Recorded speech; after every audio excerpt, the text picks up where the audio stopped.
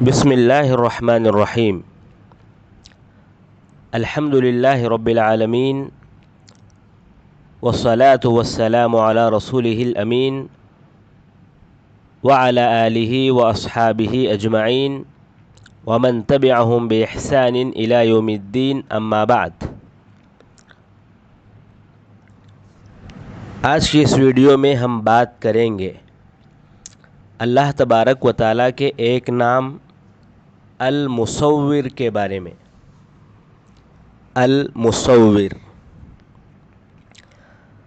عربی زبان میں الصور کہا جاتا ہے کجی کو، ٹیڑھے پن کو۔ اسی سے رجل اسور کہا جاتا ہے، یعنی جس کی گردن ٹیڑھی ہو۔ اسی سے سرتو، جیسا کہ اللہ تبارک و تعالیٰ نے قرآن مجید میں کہا کہ فَصُرْهُنَّ إِلَيْكَ، ابراہیم علیہ السلام کے واقعے میں کہ جب وہ کہتے ہیں کہ اے اللہ تو مرنے کے بعد کیسا زندہ کرتا ہے، تو اللہ فرماتے ہیں کیا ایمان نہیں رکھتے؟ کہا ایمان تو رکھتا ہوں، لیکن دل کے اطمینان کے لیے۔ تو ان کو کہا 4 پرندوں کو لو، ان کو ٹکڑے ٹکڑے کرو اور پہاڑوں پہ رکھ کے آؤ، اس کے بعد ان کو بلاؤ۔ فَصُرْهُنَّ إِلَيْكَ، ان کو کیا کرو؟ بلاؤ، ان کو جمع کرو۔ تو سرتو اسی سے ہے، اسی سے تصورہ ہے، خیال لانا، ذہن میں کوئی بات لانا، خیال کرنا، تصورہ۔ اور اسی سے تصاویر ہیں، تصاویر یعنی تصویریں۔ اور اسی طرح اسی سے کہا جاتا ہے کہ صورت الامر، صورت الامر یعنی صورت حال یا صفت۔ تو یہ لغت کے اعتبار سے ہے، مصور کے تعلق سے لغتی اعتبار سے ہم نے کچھ باتیں معلوم کی۔ اب آئیے بات کرتے ہیں مصور، اللہ کا یہ نام قرآن مجید میں کہاں مذکور ہے؟ تو اللہ تبارک و تعالیٰ کا یہ نام قرآن مجید میں سورہ حشر میں ایک جگہ وارد ہے۔ اللہ نے کہا هو اللہ الخالق البارئ المصور، هو اللہ الخالق البارئ المصور، یہ ایک ہی جگہ وارد ہے۔ ہاں البتہ فعل کے تعلق سے، یعنی تصویر بنانے کے تعلق سے فعل کا صیغہ اور بھی جگہ مذکور ہے، جیسا کہ اللہ نے کہا هو الذی یصورکم فی الارحام کیف یشاء، وہی ہے جو تمہاری تصویر بناتا ہے ماں کے پیٹ میں جیسا چاہے۔ ایک اور جگہ کہا وَلَقَدْ خَلَقْنَاكُمْ ثُمَّ صَوَّرْنَاكُمْ ثُمَّ قُلْنَا لِلْمَلَائِكَةِ اسْجُدُوا لِآدَمَ، کہ ہم نے تم کو پیدا کیا، پھر تمہاری تصویر بنائی، پھر ہم نے فرشتوں سے کہا کہ آدم علیہ السلام کے لیے سجدہ کرو۔ اسی طرح ایک اور جگہ اللہ تبارک و تعالیٰ نے کہا وَصَوَّرَكُمْ فَأَحْسَنَ صُوَرَكُمْ وَإِلَيْهِ الْمَصِيرُ، اس نے تمہاری تصویر بنائی اور بہترین انداز میں تمہاری تصویر بنائی اور اسی کی طرف لوٹنا ہے۔ تو یہ فعل، یہ صیغہ تو موجود ہے قرآن مجید میں، لیکن مصور جو نام ہے اللہ تبارک و تعالیٰ کا، وہ ایک ہی جگہ مذکور ہے، سورہ حشر میں۔ اب آئیے بات کرتے ہیں کہ مصور کا معنی اللہ تبارک و تعالیٰ کے حق میں کیا ہوگا، اور یہ معلوم کرنے کے لیے تفسیر میں مفسرین نے کیا بات بتائی ہے اس پر ایک بار نظر ڈالتے ہیں۔ ابن جریر رحمہ اللہ نے فرمایا مصور یعنی جیسا چاہے، جس انداز میں چاہے پیدا کرنے والا۔ اللہ تبارک و تعالیٰ کے اس قول میں انہوں نے کہا کہ الذی خلقک فسواک فعدلک، کہ جس نے تم کو پیدا کیا، تم کو برابر کیا، ٹھیک کیا، اور جس فی ای صورت ما شاء رکبک، جس صورت میں چاہا اس نے تم کو بنایا، یعنی اچھی صورت یا بری صورت، یا تمہارے رشتہ داروں میں سے کسی ایک کی مشابہت میں تم کو بنایا۔ زجاج کہتے ہیں مصور مفاعل اس وزن پر ہے، اس کا معنی یہ ہے کہ تصویر بنانے والا، تصویر بنانے والا۔ اور جو لوگ عام طور پر تصویر بناتے ہیں اس سے وہ بہت پرے ہے، کوئی اس کی طرح تصویر نہیں بنا سکتا، وہ تو اعلیٰ ہے، لیس کمثلہ شیء، اس کے برابر کوئی نہیں ہے، یعنی اس جیسا مصور دنیا کے مصور نہیں ہو سکتے۔ ابن کثیر رحمہ اللہ نے کہا کہ الخالق البارئ المصور، یعنی مصور کا معنی یہ ہے کہ وہ جب چاہے، جس صورت میں چاہے، جس صفت میں چاہے وہ پیدا کرتا ہے اور وہ چن لیتا ہے، جیسا کہ اللہ نے کہا فی ای صورت ما شاء رکبک، جس صورت میں چاہا اس نے تم کو بنایا۔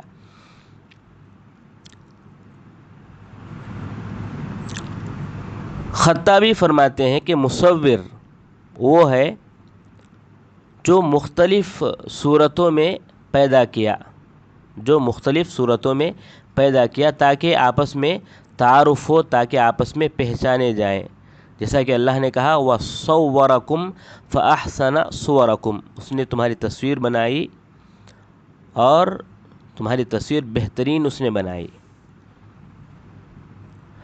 اس کے بعد کہا کہ تصور یعنی شکل بنانا، اس معنی میں ہے، تصور شکل بنانے کے معنی میں ہے۔ اللہ تبارک و تعالیٰ نے انسان کو ماں کے پیٹ میں 3 قسم کے مراحل سے انسان کو گزارا۔ سب سے پہلا وہ لوتھڑا تھا، اس کے بعد گوشت کا ٹکڑا بنایا اس کو، اس کے بعد اس کو ایک شکل، ایک ہیئت اس کو دیا۔ اسی لیے اللہ تبارک و تعالیٰ نے کہا کہ فتبارک اللہ احسن الخالقین، برکت والا ہے اللہ تبارک و تعالیٰ جو بہترین پیدا کرنے والا ہے۔ تو یہ تفسیر میں جو مفسرین نے باتیں بتائی ہیں اس پر غور کرنے کے بعد جو معلوم ہوا وہ یہ کہ مصور کے معنی 2 قسم سے ہم کر سکتے ہیں۔ نمبر 1، یعنی جس نے لوگوں کو اپنے علم کے مطابق، اپنی رحمت کے مطابق جیسا چاہا، ہیئت کے اعتبار سے، شکل کے اعتبار سے مختلف بنایا، اور جن کو بنایا ان کے مصلحت کے لحاظ سے ان کو جو چیزیں جیسا دینا ہے، جو دینا ہے ان کو عطا کیا، ان کے فائدے کے لحاظ سے، ان کے مصلحت کے لحاظ سے، پہلا معنی۔ دوسرا معنی مصور کا یعنی جس نے مختلف صورتوں میں پیدا کیا، مختلف ہیئات میں پیدا کیا، کسی کو لمبا بنایا، کسی کو چھوٹا بنایا، کسی کو اچھا بنایا، کسی کو برا بنایا، کسی کو مرد بنایا، کسی کو عورت بنایا، ہر ایک کو اپنی اپنی صورت ہے، اس کو مصور کہتے ہیں۔ یہ 2 معنی ہوئے پوروں کا خلاصے کے طور پر۔ اب آئیے بات کرتے ہیں کہ اس سے پہلے ہم نے جو 2 نام بتائے، الخالق، الباری، المصور، یہ تینوں گویا کہ ایک دوسرے سے ملتے جلتے ہیں، الخالق، الباری، المصور۔ تو ان تینوں پر اگر کوئی آدمی ایمان لاتا ہے، اگر کوئی آدمی اللہ تبارک و تعالیٰ کے ان تینوں اسماء کو معلوم کرتا ہے تو اس کو کیا فائدہ ملے گا، کیا فائدہ حاصل ہوگا، یا اس کی زندگی پر ان 3 ناموں سے کیا اثرات مرتب ہوں گی، اس پر بات کرتے ہیں۔ نمبر 1، جو انسان کو فائدہ حاصل ہوگا ان تینوں ناموں پر ایمان لانے سے، وہ یہ ہے کہ انسان کو یہ معلوم ہوگا کہ اللہ تبارک و تعالی خالق ہے، اس کے علاوہ کوئی خالق نہیں ہے بلکہ سب مخلوق ہیں۔ اللہ نے کہا قل اللہ خالق کل شیء وہو الواحد القہار، کہہ دو کہ اللہ تبارک و تعالی ہر چیز کو پیدا کرنے والا ہے۔ اسی طرح ایک اور جگہ اللہ نے کہا حل من خالق غیر اللہ، کیا اللہ کے علاوہ کوئی پیدا کرنے والا ہے؟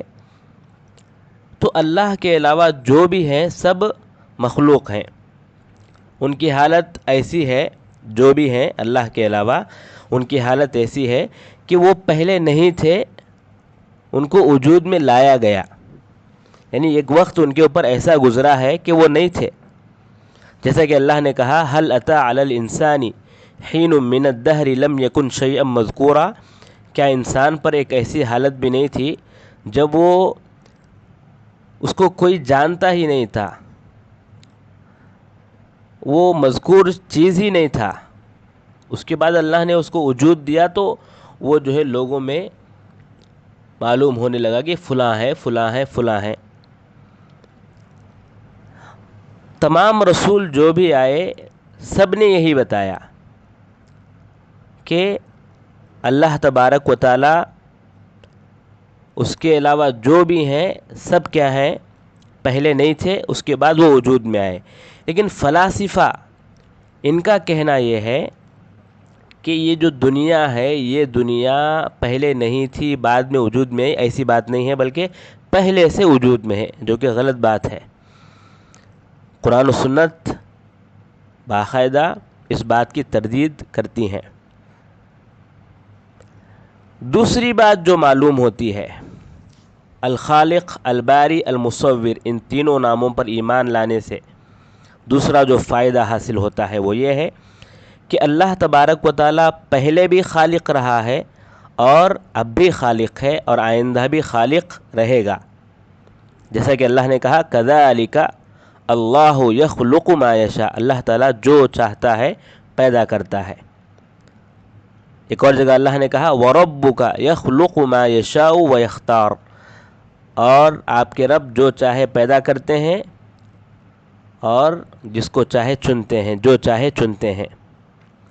ایک اور جگہ کہا اللہ تبارک و تعالیٰ نے ذو العرش المجید فعال لما یرید، فعال لما یرید، یعنی وہ جو چاہتا ہے پیدا کرنے والا ہے، کرنے والا ہے، جو چاہتا ہے وہ کرنے والا ہے۔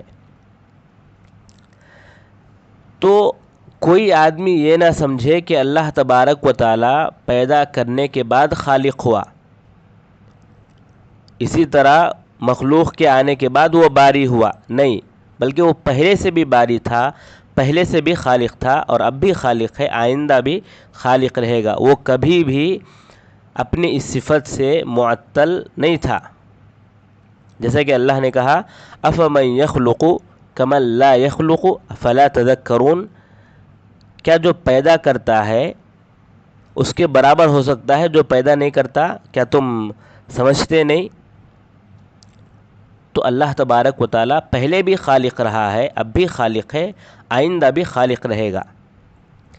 تیسری بات جو معلوم ہوتی ہے خالق، الباری، المصور، ان تینوں ناموں پر ایمان لانے سے جو بات ہمیں سمجھ میں آتی ہے وہ یہ ہے کہ اللہ تبارک و تعالیٰ ہر چیز کو پیدا کرنے والا ہے۔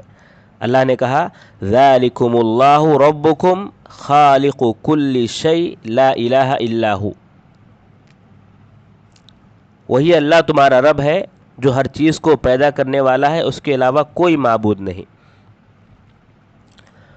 وہ مخلوقات میں سے جس کو چاہتا ہے جب چاہتا ہے پیدا کرتا ہے، وہ چاہتا ہے تبھی کوئی بھی چیز چاہے دنیا میں یا کہیں بھی وہ چیز ہوتی ہے، ورنہ اگر وہ نہ چاہے تو کوئی بھی چیز کوئی بھی کام نہیں ہو سکتا۔ اور انسان جو کرتا ہے وہ انسان کا عمل خود بھی اللہ تبارک و تعالیٰ چاہتا ہے تبھی ہوتا ہے، ورنہ اللہ تبارک و تعالیٰ کی مشیت کے بغیر انسان بھی کوئی عمل نہیں کرتا۔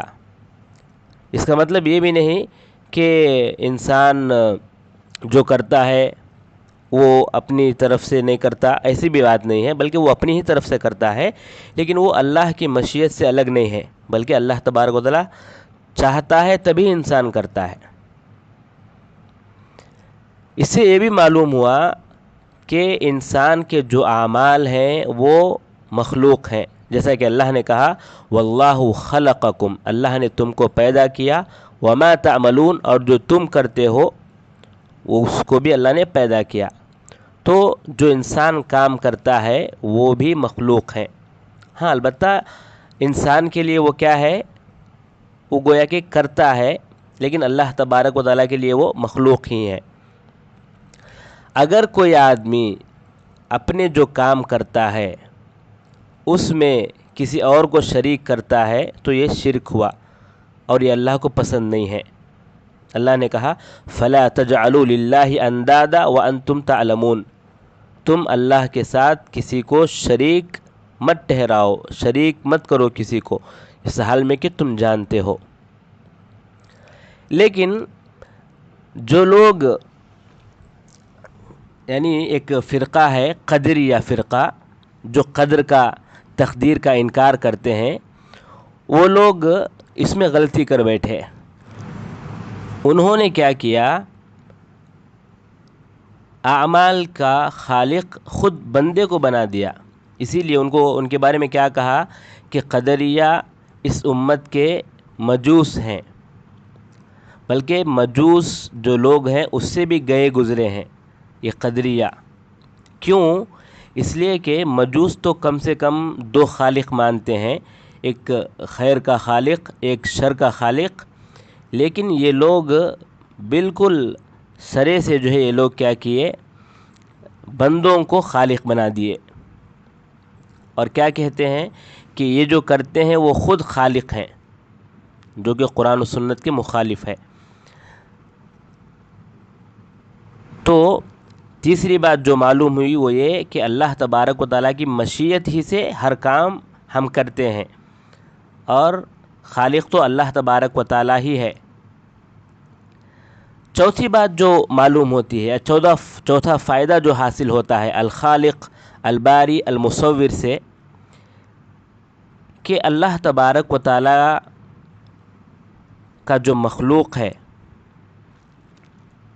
اللہ تبارک و تعالیٰ نے جو پیدا کیا ہے اس کی طرح کوئی بھی پیدا نہیں کر سکتا، چاہے جائے کہ اس سے افضل کوئی پیدا کرے، اس کے برابر بھی کوئی پیدا نہیں کر سکتا۔ اللہ نے کہا ھذا خلق اللہ، یہ اللہ تبارک و تعالیٰ کی مخلوق ہے۔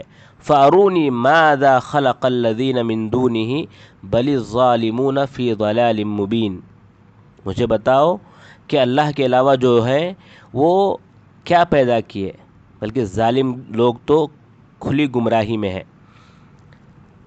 اور اس میں چیلنج سب کو ہے، انسانوں کو بھی، جنات کو بھی، بلکہ اللہ تبارک و تعالیٰ نے یہاں تک کہا کہ جو حقیر مخلوق ہے، جو کمزور مخلوق ہے، مکھی، اگر یہ تمام لوگ مل جائیں تو اس کمزور مکھی کو بھی پیدا نہیں کر سکتے۔ اللہ نے کہا یا ایھا الناس ضرب مثل فاستمعوا له ان الذين تدعون من دون الله لن يخلقوا ذبابا ولو اجتمعوا له وان يسلبهم الذباب شيئا لا يستنقذوه منه ضعف الطالب والمطلوب ما قدر الله حق قدره ان الله لقوی عزیز، کہ اے لوگوں ایک مثال بیان کی جا رہی ہے، سنو۔ جن لوگوں کو تم اللہ کے علاوہ پکارتے ہو وہ لوگ ایک مکھی بھی پیدا نہیں کر سکتے، گرچہ کہ تمام لوگ جمع ہو جائیں، اور اگر ان سے کوئی مکھی چھین لے، کوئی چیز چھین لے تو اس کو بچا بھی نہیں سکتے۔ طالب مطلوب دونوں کمزور ہیں۔ تو معلوم کیا ہوا کہ اللہ تبارک و تعالیٰ جیسا پیدا کرتا ہے اس طرح کوئی نہیں پیدا کر سکتا، چاہے جائے کہ اس سے افضل کوئی پیدا کرے۔ पांचवी बात जो मालूम होती है अल-खालिक अल-बारी अल-मुसव्विर से, या पांचवा फ़ायदा जो हासिल होता है वो ये है कि अल्लाह तबारक व तआला ने तस्वीर बनाने को अल्लाह तबारक व तआला ने हराम किया। क्यों? इसलिए कि ये अल्लाह तबारक व तआला की मुशाबहत है। जैसा कि मुस्लिम की रिवायत में है अल्लज़ीना युशब्बिहून बिखल्क़िल्लाह, और हदीसों में ये बात मौजूद है कि जो आदमी तस्वीरें बनाता है उसको सख्त अज़ाब से दो चार किया जाएगा। जैसा कि अल्लाह के नबी सल्लल्लाहु अलैहि वसल्लम ने फरमाया इन्ना अशद्दन नासि अज़ाबन इंदल्लाहि यौमल क़ियामह अल मुसव्विरून, अल्लाह के पास क़यामत के दिन सबसे ज़्यादा जो सख्त अज़ाब के मुस्तहिक़ होंगे वो लोग तस्वीर बनाने वाले हैं। एक और हदीस में कहा अल्लाह के नबी सल्लल्लाहु अलैहि वसल्लम ने इन्नल्लज़ीना यस्नऊना हाज़िहि सुवर युअज़्ज़िबूना यौमल क़ियामह युक़ालु लहुम अह्यू मा खलक़तुम, कि जो लोग तस्वीरें बनाते हैं वो लोग क़यामत के दिन अज़ाब दिए जाएंगे। उनसे कहा जाएगा कि तुमने जो पैदा किया है उसको ज़िंदा करो। मालूम क्या हुआ कि आदमी तो वो जो तस्वीर बनाया है उसको ज़िंदा कर सकता है? नहीं कर सकता। उसमें रूह फूंक सकता है? नहीं फूंक सकता। तो उनको इसी से अज़ाब दिया जाएगा, और वो तो आजिज़ रहेंगे किसी को ज़िंदा करने से, और अल्लाह तबारक व तआला उनको अज़ाब देता रहेगा। एक और हदीस में है जो कि हदीस कुदसी है, अल्लाह के नबी सल्लल्लाहु अलैहि वसल्लम ने फरमाया कि अल्लाह तबारक व तआला ने कहा वमन अज़लमु मिम्मन ज़हबा अय क़सदा यख़्लुक़ु ख़ल्क़न का ख़ल्क़ी फ़लयख़्लुक़ू ज़र्रह औ लियख़्लुक़ू हब्बह औ लियख़्लुक़ू शईरह, कि उससे बड़ा ज़ालिम कौन है जो ये इरादा करे कि मेरे मखलूक की तरह वो पैदा करे, बनाए। अगर उनको इतनी ही ख्वाहिश है तो एक ज़र्राह बना के दिखाएं या कोई दाना बना के दिखाएं। यानी गोया कि इसमें चैलेंज है कि वो लोग जो है बना के दिखाएं, एक ज़र्राह बना के दिखाएं, चोंटी बना के दिखाएं। ठीक है, चोंटी तो उसमें जान चाहिए, कम से कम एक दाना तो पैदा करके दिखाएं जिसमें जान की भी ज़रूरत नहीं है, जो जमाद है, लेकिन वो लोग पैदा नहीं कर सकते। बाज़ मुल्हिदीन के बारे में एक बात आती है कि एक ने कहा पैदा करने की बात करते हैं, मैं भी पैदा कर सकता हूँ। एक मुल्हिद ने कहा मैं भी पैदा कर सकता हूँ। तो कहा गया ठीक है, काम करो, दिखाओ पैदा करके। तो उसने क्या किया, गोश्त को लिया। गोश्त को लेने के बाद उसमें गोबर को भरा। गोबर को भरने के बाद उसको क्या किया, एक कूजे में बंद कर दिया उसको। उसके बाद उसको पैक करके 3 दिन के लिए ऐसे ही छोड़ दिया। 3 दिन के बाद जब उसको उठाकर देखा, पैकिंग निकाला, तो उसमें जो है कीड़े पड़े थे। तो लोगों ने कहा क्या पैदा किए? कहा कि देखो मैं कीड़े पैदा किया हूँ। अच्छा, कीड़े पैदा किए हैं, एक काम करो, तुमने जो कीड़े पैदा किए उनकी तादाद कितनी है वो बताओ। कुछ बोल नहीं पाया। कहा कि ठीक है, अगर तुमने उन कीड़ों को पैदा किया है तो उनको रिज़्क़ भी तुम ही दोगे। खामोश बैठ गया। कहा कि ठीक है, कम से कम इतना तो बताओ कि उन कीड़ों में मुज़क्कर मुअन्नस मादा नर है, तो वो भी ज़रा फ़र्क करके दिखाओ। खामोश हो गया। कहा कि ठीक है, कम से कम इतना तो बताओ कि ये कीड़े कब तक ज़िंदा रहेंगे, इनकी ज़िंदगी की मुद्दत कितनी है। खामोश बैठ गया। तो उन्होंने कहा कि अल्लाह तबारक व तआला देखो कैसा है, اللہ الذی خلقکم ثم رزقکم ثم یمیتکم ثم یحییکم، اللہ ایسا ہے کہ جس نے تم کو پیدا کیا، تم کو رزق بھی دیتا ہے، تم کو موت بھی دے گا اور تمہیں پھر زندہ بھی کرے گا۔ تو اللہ تبارک و تعالیٰ کی طرح تم کہاں پیدا کر سکتے ہو؟ امام نووی رحمہ اللہ نے جو تصویر بناتے ہیں ان کی 3 قسمیں کی ہیں۔ نمبر 1، وہ لوگ جو تصویر بناتے ہیں تاکہ ان کی عبادت کریں، بت بناتے ہیں ان کی عبادت کرنے کے لیے، تو یہ لوگ قیامت کے دن سب سے خطرناک، سب سے جو ہے برے عذاب سے دوچار کیے جائیں گے۔